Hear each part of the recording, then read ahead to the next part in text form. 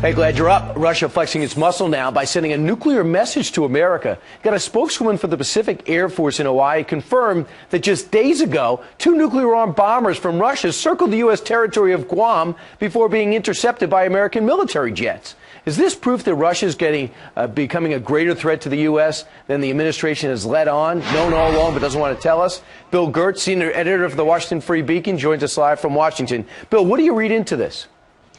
Well, Brian, I think it's pretty clear that, when I asked the Air Force spokeswoman why the Russians were doing this, she told me to ask the Russians, which is kind of a joke. I think this was clearly a simulated nuclear attack on the United States, and it's not the first time. This is actually the third incident where Russian strategic bombers have come close to U.S. coast. The last one in June was part of a major strategic exercise where a Russian general actually said they were practicing targeting our missile defense bases in Alaska and California. What's our response been?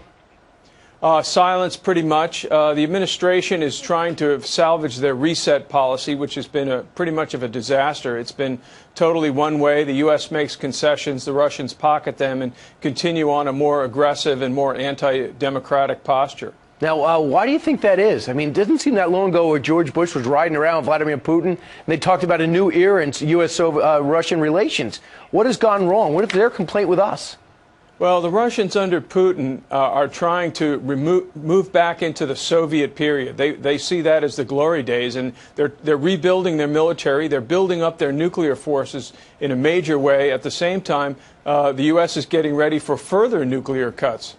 And that is happening right now. We want to cut our arsenal by another third. There's been no response. Now Secretary of State Kerry picks up the phone to talk to his counterpart in Russia. No return call until yesterday.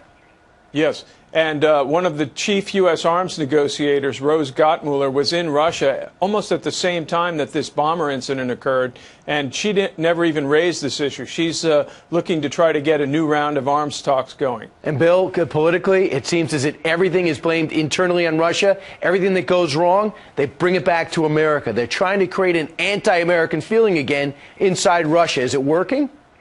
Well, I think the Russian people still look at the U.S. as a beacon of freedom and want that. Of course, the Putin regime has kind of taken Russia back into the Soviet days, and I think he's kind of appealing to the hardliners in the Russian military who are in the midst of this military buildup. Bill Gertz, Washington Beacon, thanks so much.